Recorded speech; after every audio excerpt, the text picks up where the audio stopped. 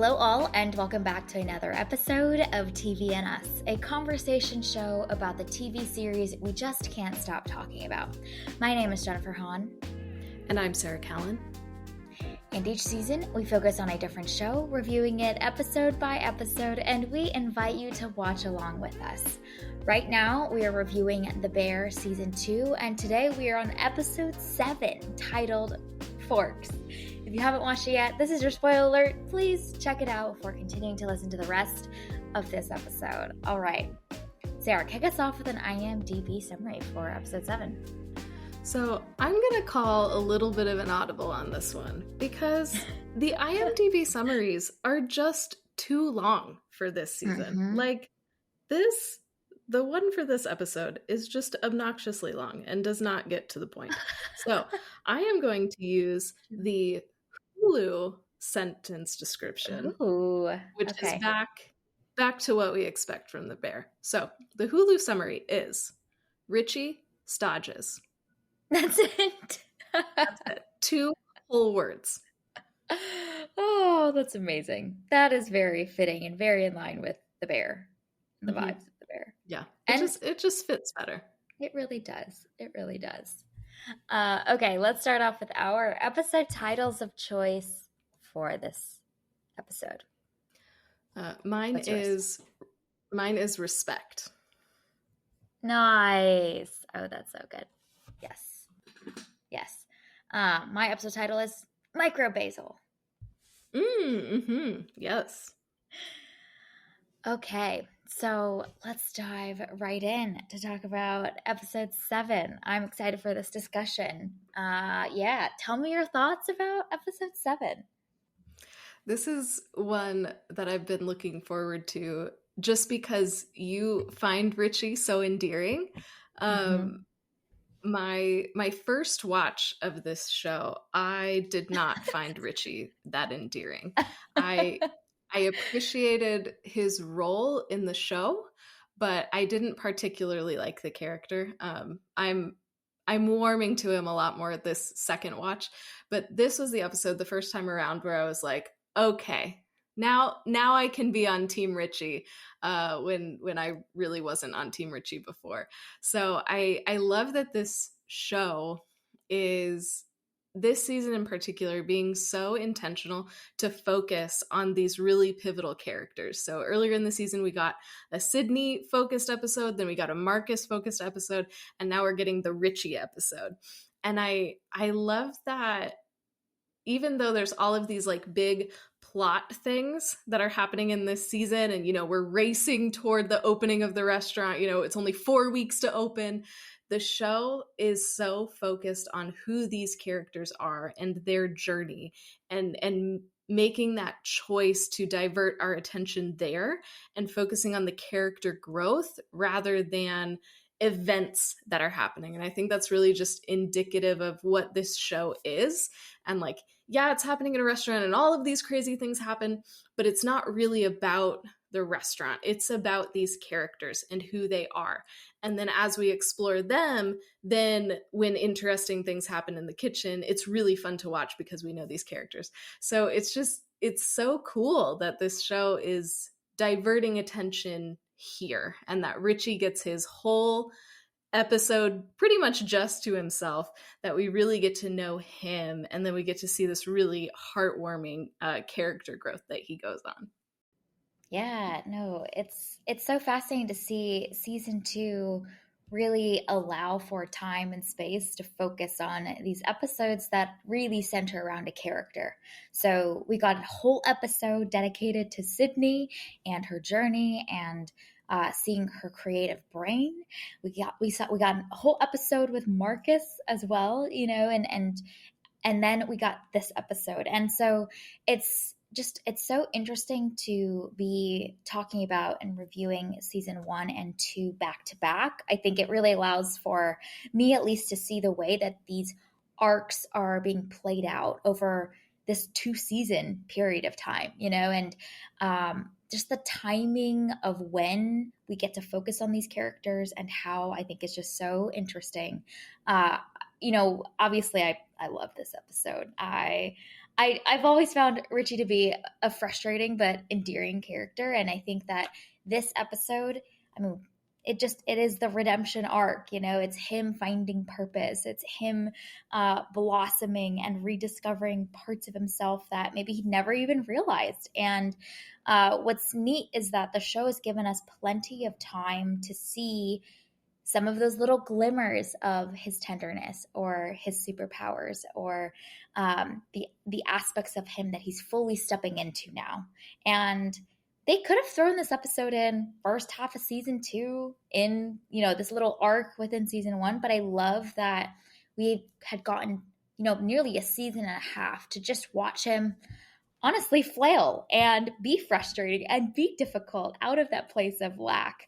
And now there's a newfound sense of wholeness that maybe he can step into in this new season. So I mean, this episode as a whole, there's so much to talk about, but I'm just fascinated by the placement and pacing of the show overall. And when we have time to really tease things out and let them build, and when the show chooses to have essentially like pick the harvest. But those seeds were planted so long throughout the first season and the first half of this season. So the biggest, you know, thing that Richie really embraces in this episode is he really realizes and is celebrated for him being so good with people, and the way that that charisma is captivating and helps him connect with people. And we've always seen little glimmers of that in him, but I feel like in this episode we get to see him fully embrace it and for other people to recognize it. And it's the perfect timing because we can now see how he will get to play that role when the bear finally opens, and to be that like front facing, talking to people, helping them feel connected and taken care of within the restaurant of the bear that they're opening together. So he's discovered his role now, and it's neat to see these things like interweave together. Well, and like you said, it's this really beautiful culmination of everything we've seen so far. So even just in this season, early on, Richie has that really vulnerable moment with Carmi, and Carmi reassures him, and it's like, "I'm not going to drop that ass." You know, he has his back. But then over the next few episodes, Richie is really struggling, and you see his confrontations with Sugar, and she doesn't understand the value that he brings, and he is doubting the value that he brings. And then, you know, in the previous episode, even when he's talking with Uncle Jimmy trying to get a job, he shares that he's good with people. And we've kind of seen that so far. Like, we've seen little glimpses of it, but he has his own way of doing things that doesn't always work out. And I love that this episode kind of builds on all of that. And even though Richie thinks that he is sent to this restaurant as a punishment, it's actually not. And it's Carmi fulfilling that promise that he made earlier in the season, that he was going to take care of Richie. And Richie just doesn't see it that way at first. And so even though we never really have that moment of Carmi explaining to Richie like why he sent him there, we know that it was Carmi believing in him, and Carmi seeing that skill in him, and knowing that Richie is actually really needed at the restaurant.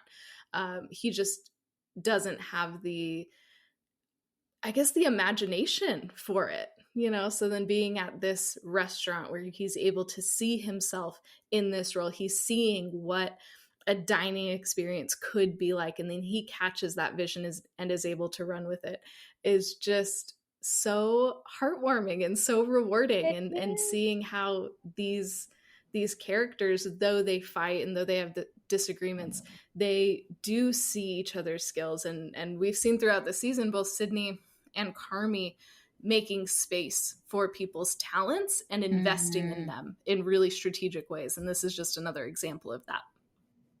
Yes, it's so true. And we get to see Carmi's leadership in that area of cultivating this superpower in this team member, and honestly his family member in a lot of ways too, of just being able to call that out in him and celebrate it, and then perfectly position him for the role in this larger mission for Richie. And I also love that in this episode we he Carmi never gets a chance to explain that to Richie. So there's this kind of like left turn we take where Richie still believes that Carmi just wants to get rid of him, and he's still operating in that twisted narrative that he has. And it's him also like not seeing his own worth and feeling that lack of self-esteem, and he's projecting onto Carmi of course Carmi would want to get rid of me.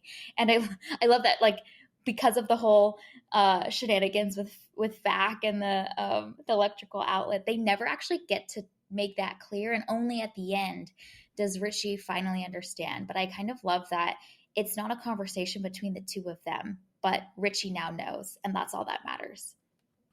Yeah, yeah. One of the things that really surprised me about this episode, watching it a second time, is that the episode doesn't give you that information. I mean, ever, but it doesn't give it to you at the front.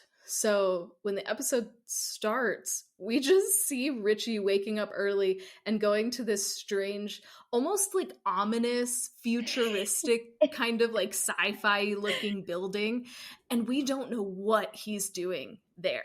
And the only information that we have is what Richie thinks. And so it's like, oh Mm-hmm. no, what did Richie do? Did he, you know, like, what other shenanigans have happened in the past few weeks that we didn't see that is causing Carmi to want to punish Richie? Because that's the only narrative we get. We don't get to see the setup for it.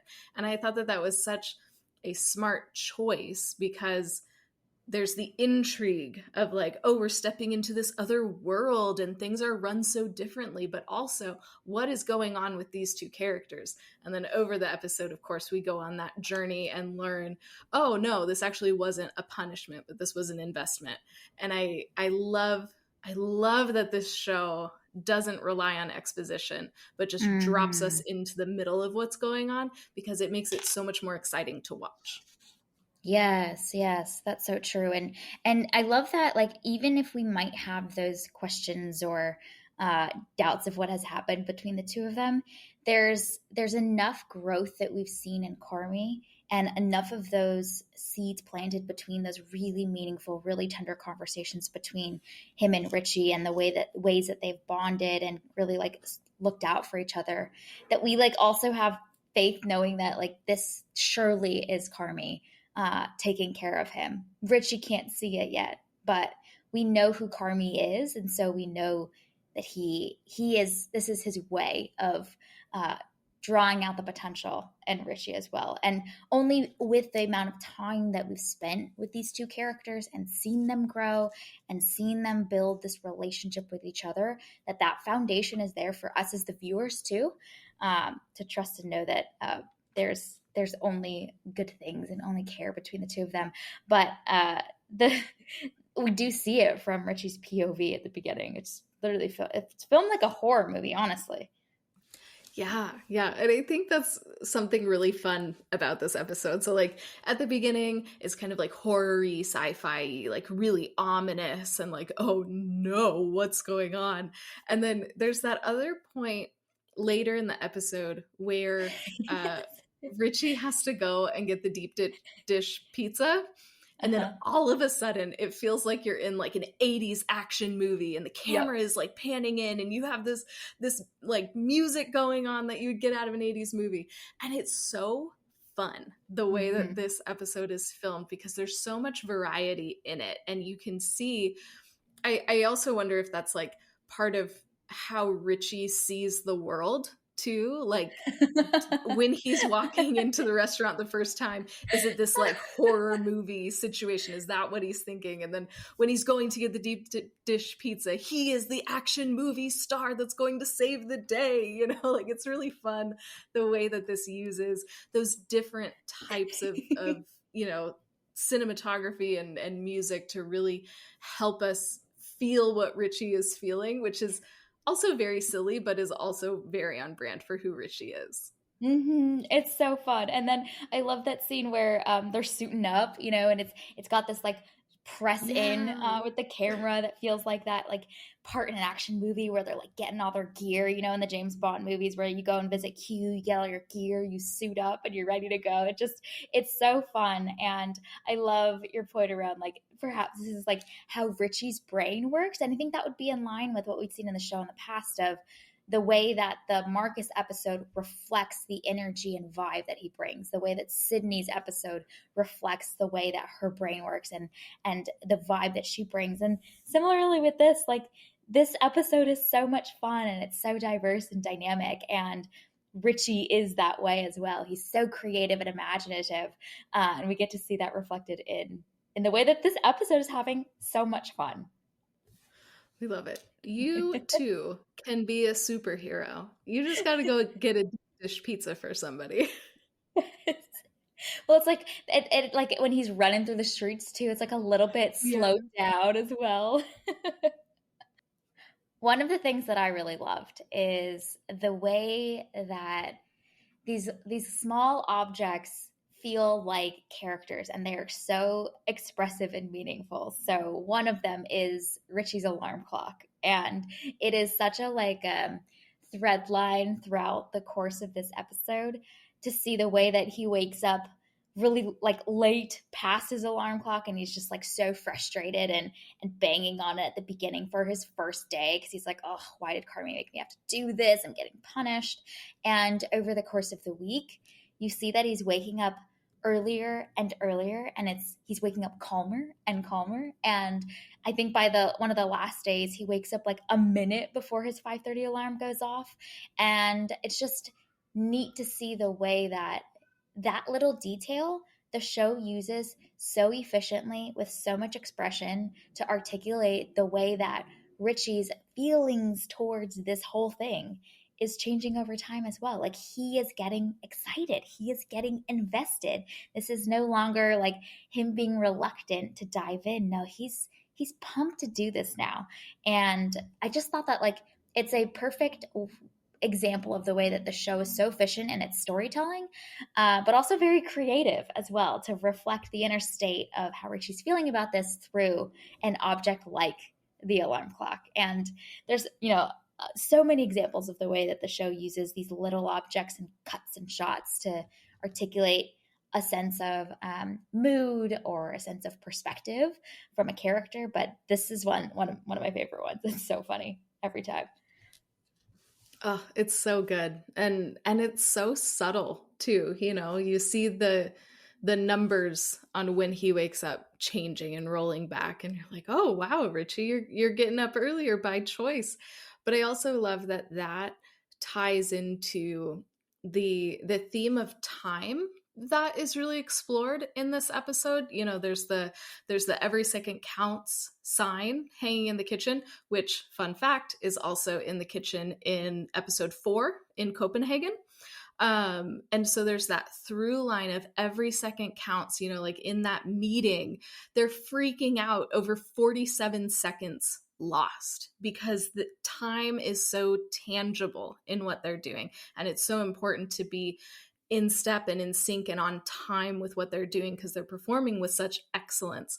And so you see that start to kind of seep into Richie a little bit, you know, every second counts. So like that last day when he's going to go to work and he has a couple of seconds, he uses it to clean his kitchen and make that space more immaculate. You know, those little details about time. And then you have that final conversation with Chef Terry, and she's talking about how she started this restaurant when she was a little bit older. I think she says she was 38. And Richie earlier in the episode was complaining that he was 45 and didn't know what he was doing with his life. So just this idea of time and how you're using your seconds and how you're using these moments that you've been given. And it all ties back to how he's using that alarm clock too. So just that coherent theme throughout this episode, I think is particularly meaningful, especially for Richie, given where he's at in his life and all of the questions and doubts that he has about who he is. Yeah, the concept of time is really fascinating as well, because there's that conversation that he has with Chef Terry around her saying her peeling mushrooms, which is a tedious and really like time consuming task. But she says, I love starting my day with this. It feels like time well spent. And I just also love the way that this show is weaving in this concept of humility, and that there's no task that is uh, beneath you, and time spent in dedicating yourself to these things, none of that is beneath you. And we see him start the episode like cleaning forks, and he's frustrated, and he's like, why am I doing this? This is a waste of my time, and he's bored. But it's neat to see the way that this episode is bookended with showing Chef Terry willing to spend her time, boots on the ground, dedicating her energy in something that maybe feels mundane. And Richie even asks her the question, like, don't you have somebody else to do this for you? And she says, no, like, I want to feel connected to this, and this is not beneath me. And so it's neat to see the way that Richie is experiencing models of humility around him, and he too is beginning to learn that. Like, he is also willing now and respects that craft, and the willingness to dedicate himself to these tasks that um, he might have felt too prideful to do, or would kind of be reluctant to do. But perhaps we can see more of that humility in him. And I'm so excited to see, once he returns back to the group with the rest of the crew, how uh, his approach and his attitude changes as well.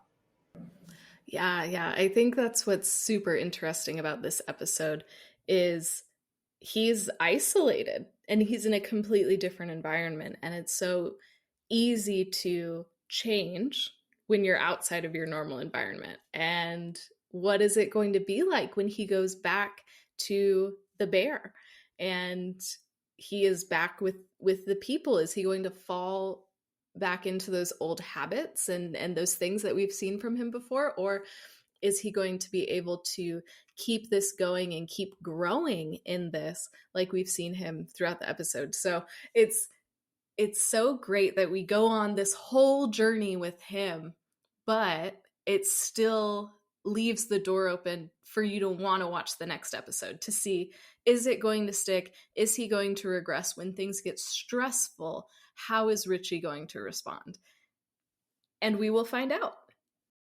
We will indeed. We will indeed. Yeah, I am so intrigued to see that as well, because it's like you mentioned, easy to grow when you're by yourself, and you're especially around new people. Like, there's some fascinating like early scenes in this episode where he's talking to Garrett, his supervisor, and Garrett's explaining the concept of respect. Like, why does it matter that there's streaks or no streaks on the forks? It's about respect for our guests. And you see that Richie's like really willing to listen and receive and chew on it and process that. And he really understands. And uh, sometimes when you're around the people that like get on your nerves that you're really comfortable with, you can quickly default to like uh, your previous attitude. And it's cool to see him in other contexts as well, just to understand who this character is when he's outside of these people that he's known forever and has always been this version of Richie. He's quite willing to engage and be open-minded and listen and receive.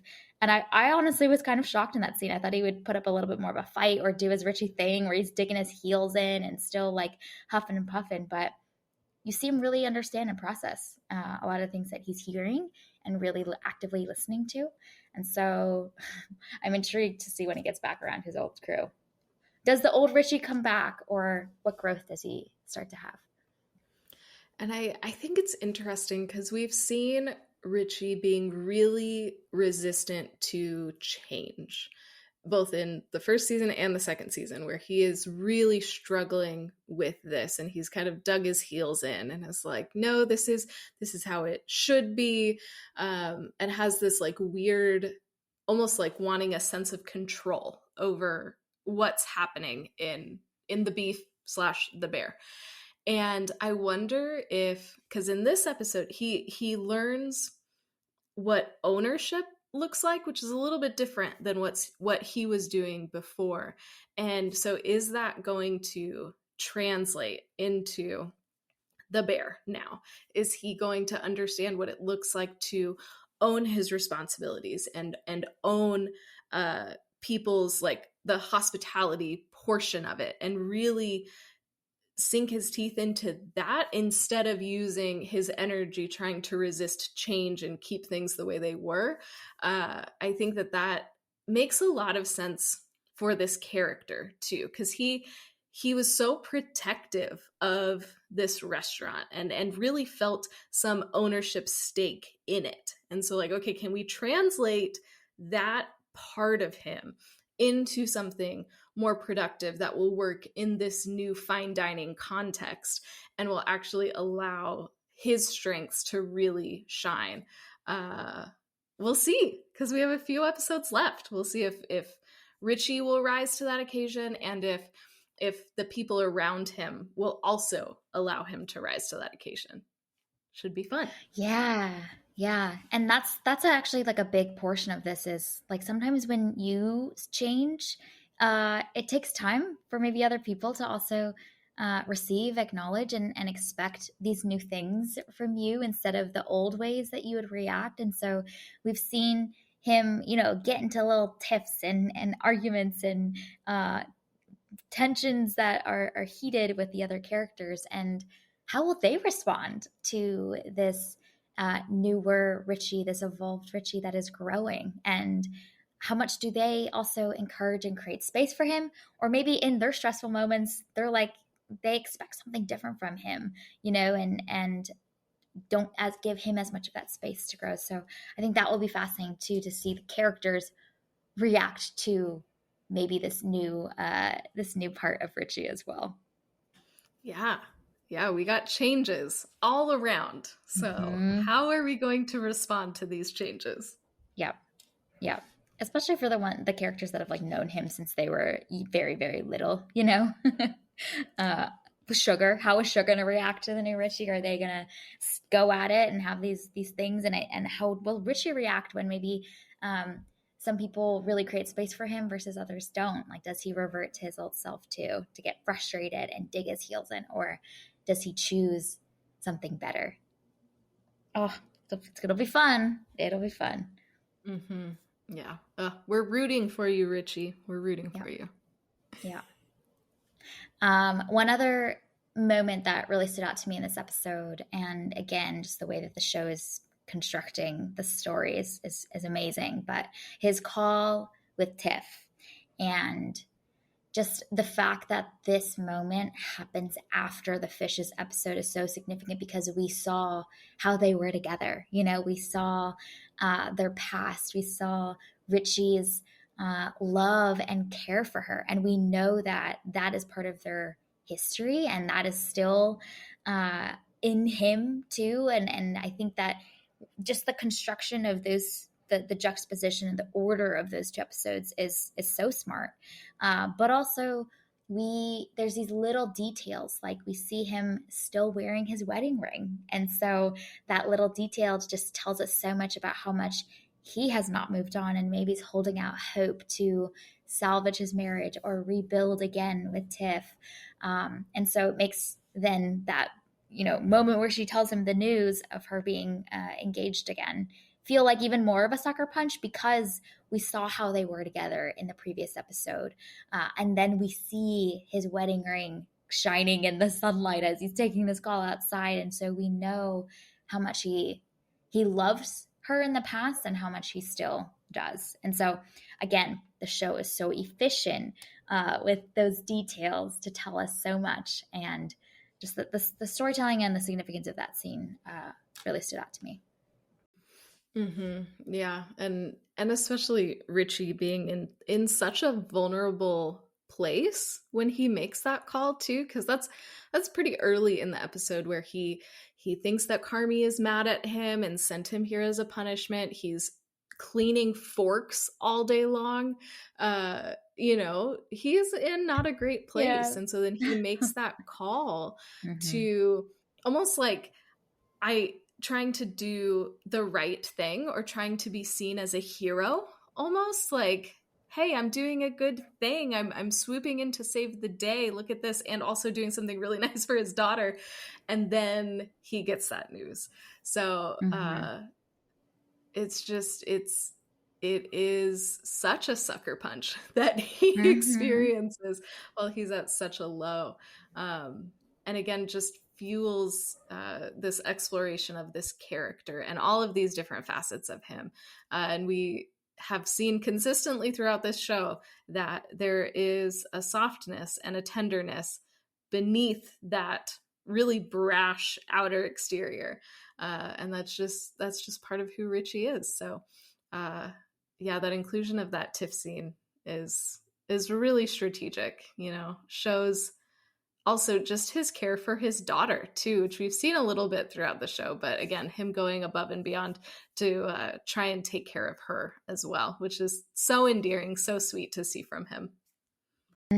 Yeah, you see all of the coloring books and the markers and the toys around his apartment, and just how much he's created all of these like fun spaces for her to play. Like her presence is so palpable in this episode, even though we don't see her interact with him. We know that like he is wanting to be such a good father to her. I also just love that Tiff scene sets up the later payoff of Taylor Swift's love story coming in at just the right Mm-hmm. moment. And the episode also ends with that as well. It's such a fun detail that is such a it's just like a hilarious little like quirk about Richie, and also I think signifies like he is a big softy, okay?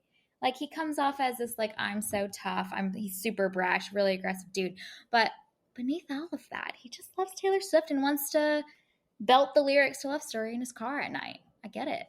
I can relate. Yeah, that was so funny to see him just living his best life. Yes. So good. So good. Okay. Any other big things that we wanted to mention and talk about from episode 7?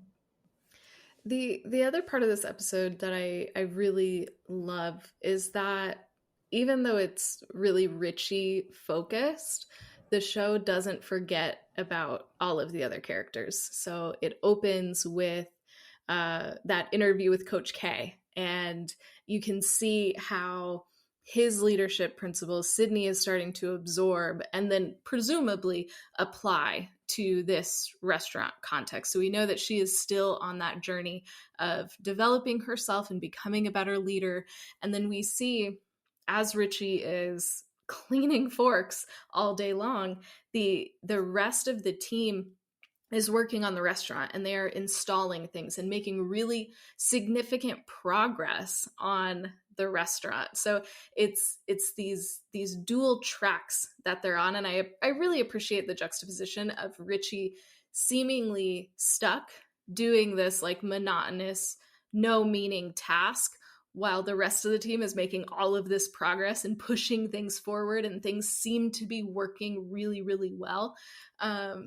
And then obviously there's that call with Carmi, and Fack is trying to fix something and is not doing a great job. So just the way that this show is like, hey, everybody else still exists. The restaurant is still being pushed forward. They're still on their own journeys, and we get to see the fruit of that in another episode, while also primarily focusing on Richie. So its ability to accomplish many things all at once is really impressive. Yes, so good. And also that call to Carmi with Fack in the background just is such a fun little echo to the way that when Marcus calls, um, there's also some shenanigans going on always with Fack. There's something like comforting about that moment, you know? I'm like, ah, yes, the crew is still the same. They're rocking and rolling, but can't wait to get back with that crew again. Yeah. And is again one of those teasers of like, okay, when are we Yes. going to be back with the whole crew? Like, I miss everybody. How's everybody doing? So Mm-hmm. just keep getting you to want to come back for more. Yes, yes, very much so. Shout out to Olivia Colman. I didn't know she was going to be in this episode. I didn't read much Mm-hmm. about that before. So walking in and seeing her and her face just, I mean, she's just such a warm, bright light in this episode. And I mean, Olivia Colman always delivers, but she just is this like really grounded, rooted, kind of sage type of character for Richie, and hearing her just share with him and nurture those things in him as well that we've seen him exploring over the course of this episode, and her really solidify that for him was so great. So it was so great seeing Olivia Colman in this scene, and she does a great job, obviously, as usual. Mm-hmm. Yeah. I'm so intrigued by Olivia Colman and the choices that she Yeah. makes, because like she just pops up places Yep. sometimes. It's like, whoa, Olivia Colman, nice to see you. Thank you for coming. Yeah, she is just such a welcome addition to this show. And uh I love that she plays this role too, because it's so different than so many of the other chefs that we've seen so far in Yep. this show, um, and even within her restaurant, the other chefs have a slightly different demeanor than she does too. So it's just this different way of doing things, and it's almost like she is like the Marcus of that that restaurant, just Mm-hmm. peace and calm and serene, and just finding joy in the little things, which Richie seems to struggle to do. So what a good foil yet guide for Richie in that short and wonderful conversation. Mm-hmm. Yeah, and then also seeing just like the way that they were able to connect, and once again being able to see Richie's people skills and the way that he asks her questions and probes, and she is feeling safe and able to share about her family. Like his he has this like magical ability to get people to open up and to share with him, and he seems to genuinely care and ask them questions like, oh, what about your dad? What about your mom? Like, what was that like? And just seeing the little ways that he's able to relate and connect with her is amazing. It just solidifies this theme throughout the episode of like, he is really good with people and so intuitive and really able to connect, even with the patrons at the restaurant, all the way through the top chef here, all the way through to what we've seen in previous episodes of like um, the customers of the beef that have been loyal for years. Like he is able to connect with so many different types of people too, which is really special. And it's so sweet that he is still himself. Like he doesn't need to become Mm-hmm. Garrett in this episode. He has to tone down some of his richiness, but he is still him. Like when he delivers that deep dish pizza, he is fully himself. Yeah. And everybody loved it. The Mm-hmm. staff at the restaurant come to love him. And it's just because he's being himself. So it's also sweet to see that Richie doesn't need to become whoever in order to succeed. He just needs to be himself, and like Mm-hmm. you said, tap into those superpowers that he has. And I think that that's a really sweet aspect of this too. It's not, Richie, there's not anything wrong with you. Need to you just need to channel those In things in a more a healthy healthy way than way. you have been. But he has all of the skills. He has all the potential Mm-hmm. ready to go. Yeah.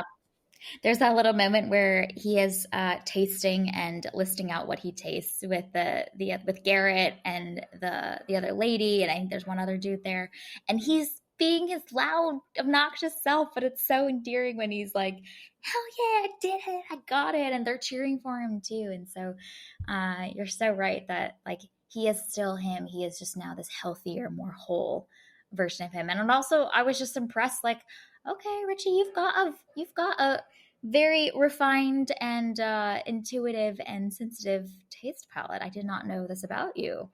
Wow. Right? You Like know your the stuff. the first thing that he guessed is like a gastrique. And I was like, Richie, how do you know what a gastrique is? Oh, it's so good. It's so good. I love this episode so much. It's probably one of my favorite episodes that we've watched from season 1 and season 2. Because I've been waiting Mm-hmm. for Yep. this, and it was so satisfying that I got it. Yeah, every time you have mentioned Richie and his growth, it's taken all of my self-control not to mention this episode. So I'm glad that Uh, we are finally able to experience it and you get that satisfaction of seeing I his did. character growth. I did. As usual, I had to wait, but it Mhm. was so worth it. Yeah. It's even better Yes. that I Yeah. had to wait for it. Yes. Oh, so heartwarming. And also, I think just coming off of like the most stressful episode 6 with fishes, this Yeah. was right. You know what I mean? Like, once again, the musical album of Seasons of the Bear, really, they just give us ballads, they give us bangers, they give us like heavy metal, they just give us everything. It's this is a new flavor.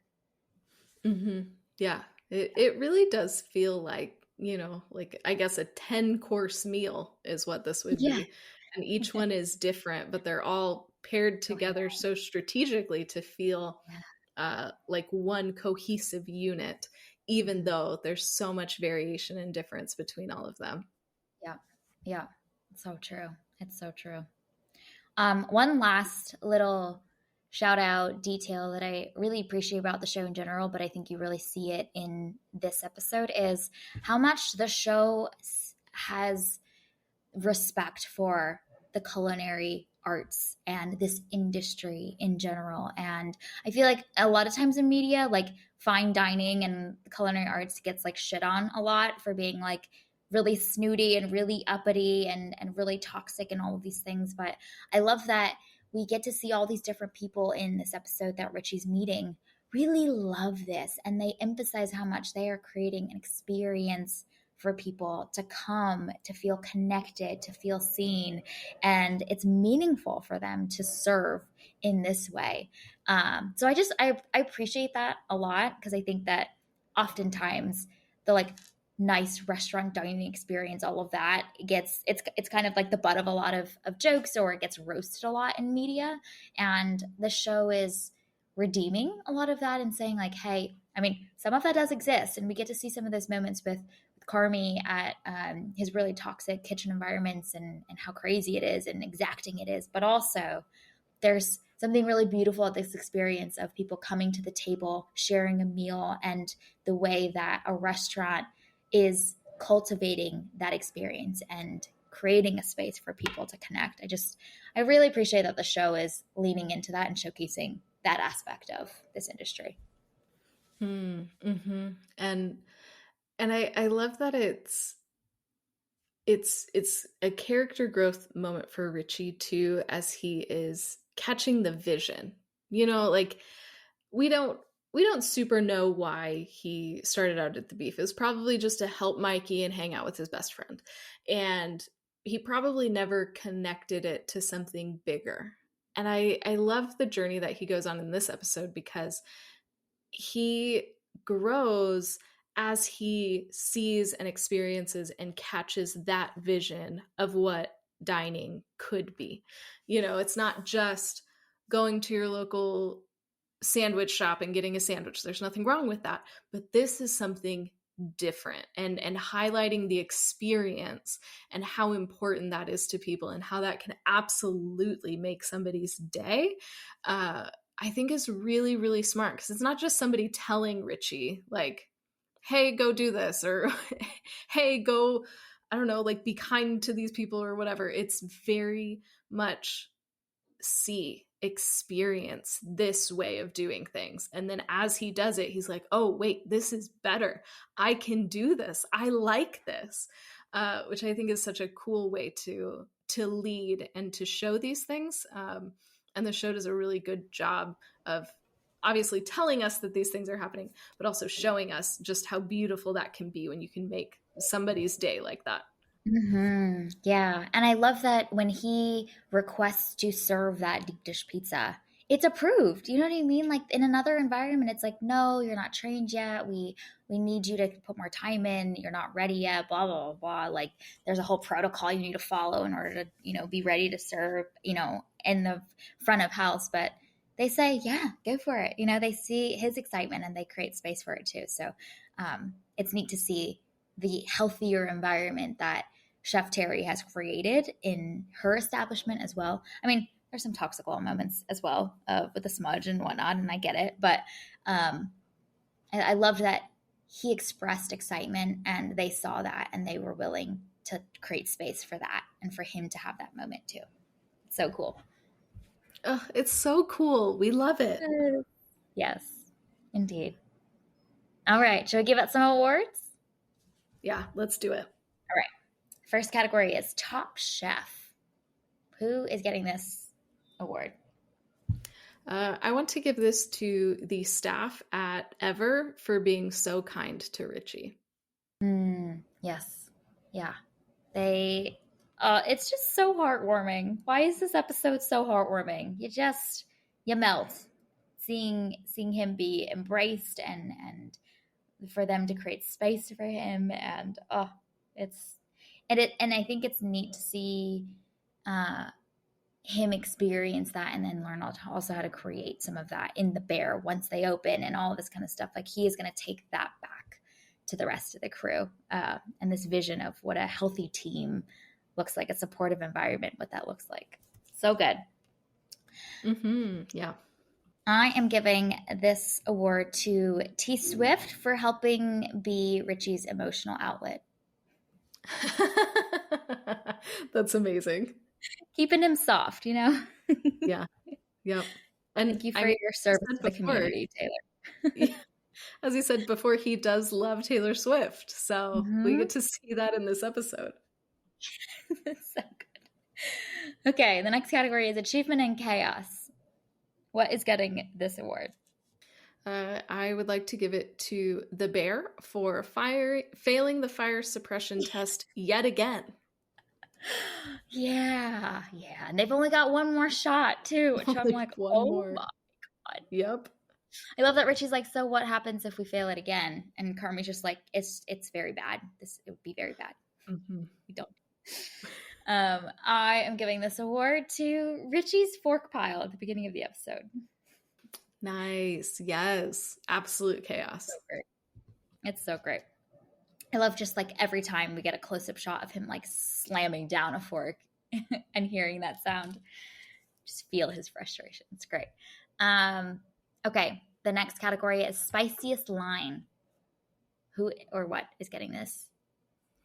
I would like to give this to the silence when Richie asks Tiff to come with them to Taylor Swift. Oh, great choice. That's some spicy silence right there. Yeah. Not a good sign sometimes. Silence can be great, but not when you're talking to your ex, inviting them to a concert. Yeah. And you just, it cuts to Tiff just like, oh, crap. crap. Yeah. Yeah. That's great. And it lasts for so long too. Yeah, it does. And you're like, oh no. Yeah. What is going to be communicated after the silence stops? No, and it's because she's got some other dude or something else. She's moved on because he's so excited to try and repair.